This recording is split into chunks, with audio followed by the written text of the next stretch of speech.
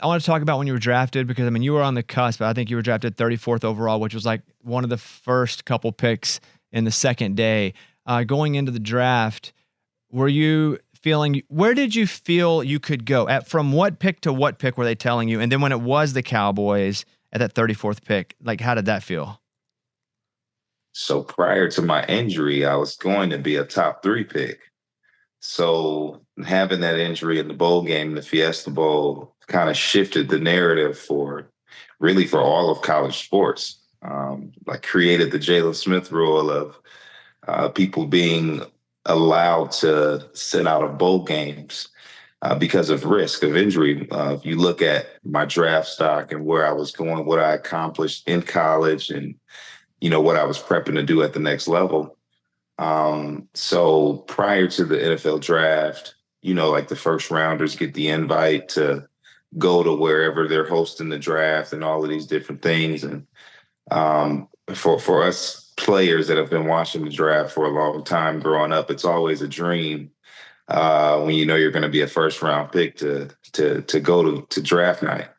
I got some extreme detail and insight, really from a legendary guy by the name of Gil Brandt, who told me that I wasn't going to be drafted on day one. So to have an opportunity to spend time at home really allowed me to manage my emotions, manage my ego, and all of these different things. Now, I wasn't expecting to be the third pick in the second round. So it's like as soon as I got to my draft party, within 10 minutes, my number was called, and it was a 214 number, Dallas, Texas. Mind you, at the time, my older brother, Rod Smith, was playing on the Dallas Cowboys. He just finished his rookie year. Our father is a diehard Dallas Cowboys fan. So when I seen that area code, it was just a blessing because I knew I was going to get an opportunity to not only play with my brother for the first time because he went to Ohio State and I'm a Notre Dame guy, but being able to play for our dad's favorite team is definitely a family dream come true. How cool is it to put the uniform on and the helmet on for the very first time? Nothing like it, because you understand the value that comes with it. You understand going into it, the degree of stardom or celebrity, or, just having an opportunity to wear that uniform. It means a lot for sure. So growing up in Fort Wayne, Indiana, which I've been to Fort Wayne a bunch of times, live a couple hours in Fort Wayne now. Like our radio shows in Fort Wayne, I've toured through Fort Wayne. Like I've been there, it's cold. That's my point. Like it's a cold place. It's a lot colder than where we live all the time. Fort Wayne's cold. Now, when you decide to go to Notre Dame, to me, obviously Notre Dame, one of the blue bloods in football, it's also very cold. I have a friend that played at Notre Dame, Golden Tate, and I asked him, I was like, man, that's a whole different world. Like it's cold. And I got to imagine when you get up there, some of these guys that come from Texas, Florida, and they come up to Notre Dame, like it's like an introduction to new elements in the weather, right? To play football in? Absolutely. Because Father Time is undefeated and you don't know, what our Father is going to put us through when it comes weather-wise. You can't control it. And it's really that second semester after the season when you got to go back on campus. There's no football being played. There's no training or practice that's happening, and you got to walk through negative 10-degree weather to get to your arts class, to your Portuguese class, to your finance or trigonometry class. It's not a fun thing when the windshield is in your face and you feel like your lips are frozen. But I will say, man, we play some great football at Notre Dame, and it's a rich tradition. It's a global entity. It's like the Dallas Cowboys, Notre Dame, the New York Yankees. Like those institutes are in a a whole different class. So it's a lot of appreciation for it, but there's a lot of my teammates who come from down south, and boy, they hate it when it gets cold. Well, if someone comes to you now and says, hey, they're a 17, 18-year-old kid, 4 or 5-star recruit, Coach Freeman's recruiting them, and they're like, Jaylon, what's the one reason? Let's take NIL out of it. Well, what's the one reason about Notre Dame that would make me want to go and stay and be Fighting Irish? It's so deeper than just getting the opportunity to play the game that you love at the next level. It's about the relationships that you create that last a long time, last for the next 40 years rather than just 4 years. It's not just about a college education. It's about the network that you're being aligned with.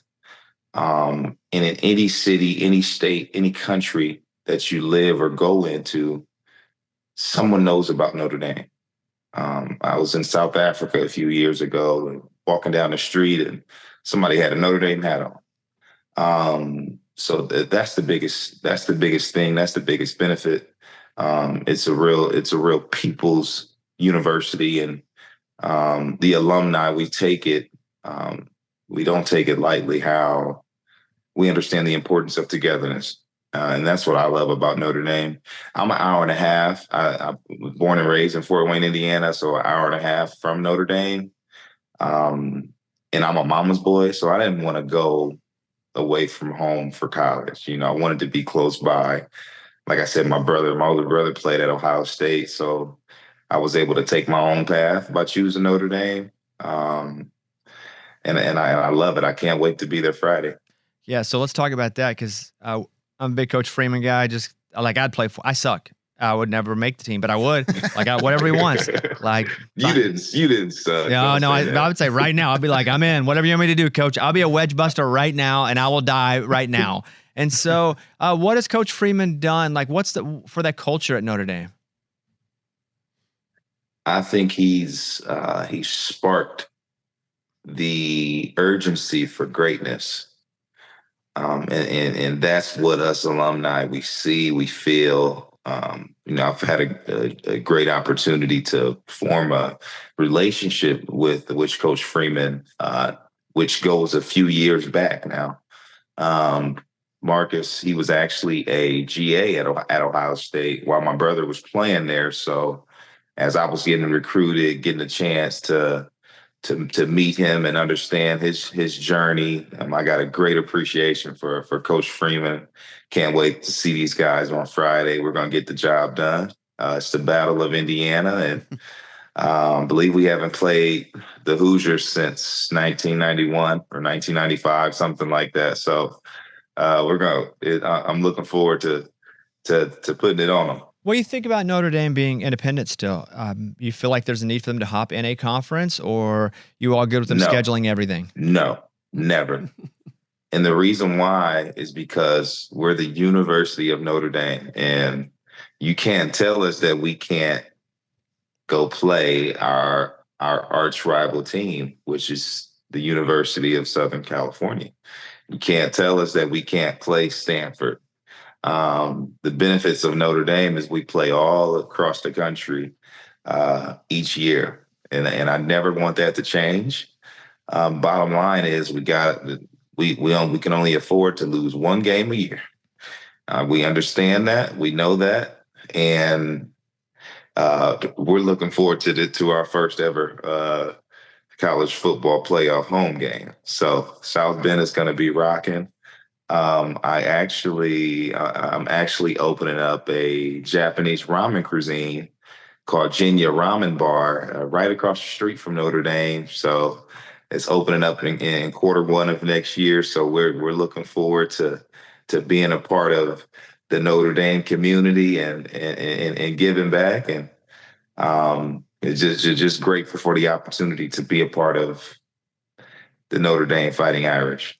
I got to feel you feel pretty good about the draw just looking through. I feel like Notre Dame, obviously you'd love to have a bye, but you're not going to get one because you didn't win a conference, right? And those rules should probably change. I think they will. Just giving them to conference winners is not good because it's not the 4 best teams. But yeah, you guys will never Yeah. get that bye, and I think that is a bit unfortunate because if you guys are the number one team in the country next year, the year after, you deserve to have that bye. But how do you feel about the draw and your side of the bracket there? I think the bye I think it's necessary. I think Notre Dame should qualify for that bye only if we go undefeated because we're not in the conference. But I like our chances. I really do. We got to take care of home base first, which is in Notre Dame, Indiana, South Bend, Indiana, versus the Indiana Hoosiers, who they've had an amazing season. Great appreciation. Myself being from the Hoosier State, great appreciation. But the Indiana University is about basketball. When you talk about football in Indiana, there's one place that you talk about, and that is the University of Notre Dame. And we're playing in the house that Rockne built. Nuke Rockne, if you don't know who I'm talking about, it's going to be live. It's going to be electric. I'm going to be there. A lot of our stars and Notre Dame legends are going to be there. And we're going to get the job done, especially it's a night game as well. But then I believe next we will travel to Georgia. Is that correct? Yeah. I mean, if you're assuming you're already going to win, and I can appreciate that. No. We take no opponent lightly. Okay, just making sure. Speaking bracket. We go to Georgia next week or whenever that game is.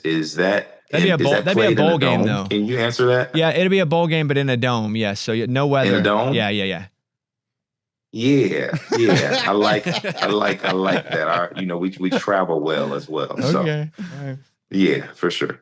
Can we go back to the Cowboys for a second? You got 3 in a row. We got Jaylon here. You got 3 in a row. Okay. Jaylon, real quick. So the light, the building, it's 3:00 and that light's coming in. Everyone's like, oh man, they missed that pass because of the light. How bad is that light coming in through those windows? Yeah, the sun. So I played in Dallas for 5.5 years, and that the lighting is real. It's real. The CD isn't lying. We know he would have caught the ball, should have caught the ball, all of these different things. The lighting is real. However, Jerry Jones is a extremely successful businessman, and he has non-negotiables, and that's one of them. Yeah, speaking of Jerry, you hear the players once they leave and talk about how, oh, it's such a circus. There's people everywhere watching our pregame warmups. Is that accurate? Like everywhere you go, there are just people watching you? That's accurate. I wouldn't call it a circus in a negative way. I think it's for certain people. A lot of people can't handle it. I don't know if it was because I was drafted into it and I appreciate it so much, or if because I had a lot of experience playing at a program and an institute like Notre Dame, which every week there's visibility, there's extreme visibility, which is another reason why there's Notre Dame fans across the globe. Same thing for the Dallas Cowboys. So being a part of these two rich entities, I was able to understand and appreciate the limelight. And me being a competitor, I operate so much better under pressure. So that's really my take on the whole Dallas Cowboy being a circus thing. Okay. Last question. So will you give us a little bit of encouragement going into the future? Because this has been a tough year for us. And my take too, Jaylon, is that Dallas Cowboy fans, we've complained about, oh, we choke in the playoffs and we suck, but in reality, we haven't. This year, we're finally realizing what that means. Like, we are not going to make the playoffs. It's a bad season. So can you give us a little bit of encouragement going into the future? Like, what do we need to do to go win that Super Bowl? I believe, I believe that it's all about when it counts. It's all about when it counts. I think Cowboys, we have proven that we can have success in the regular season. But for some reason, it hasn't been able to translate. And I don't know if that's a personnel thing, if that's um, the way in which we attack the playoff games. Um, I'm not sure exactly what it's going to take. I do know that Jerry really does want to win. He really does. He really does. I firmly believe that he wants to win again. But yeah, sometimes you got to plateau, and I know losing Dan Quinn, that was tough. That was tough. And then, I mean, injury availability matters tremendously. And when you lose your starting quarterback, it puts the odds against you. Even though I love Cooper Rush, we were in the same draft class. That's my brother. But yeah, I think that the Cowboys fans deserve it. It's been a long time. So, 2 questions left. Like, how are you feeling? Like, what's up? Let's go. You getting back in? Let's get it. Yeah, let's go. Hey, yeah, Jerry needs to bring me back. Yeah. So I can come and dominate with the hot shot talent, DeMario Overshawn. I love his. That's my little brother. I love his game. I would love to come rock out with him. And we can go out the right way. I can retire a Cowboy. I'm ready to go. You're healthy? Like, you just waiting for a call from somebody to do something? Yeah, man. Year 9. I'm healthy. I'm ready. I'm staying ready, in shape, and ready to go. God's timing. Outside of that, I'm a serial entrepreneur, athlete entrepreneur, heavy in the business field, and then I'm being a girl dad right now, man. I got a 6-month-old, my first time being a father. So, there's always work to be done. Tell me about Jaylon Smith MEI, because I was reading about it. You talk about being an entrepreneur. I mean, this is that. What are you doing over there? Yes. So MEI is all about investing. It's all about helping close the economic and educational gap that exists in this world today. So I founded MEI to help provide financial funding, mentorship, and also, helping with entrepreneurs putting together strategic execution plans. So investing in Black and Brown and Latinx companies. We've invested $1.4 million into 13 different companies over the past 4 years and opened up marketplaces to be able to, invest in people who have tremendous ideas but lack resources. That's something that's dear to my heart. My purpose beyond athletics to help close the economic and educational gap.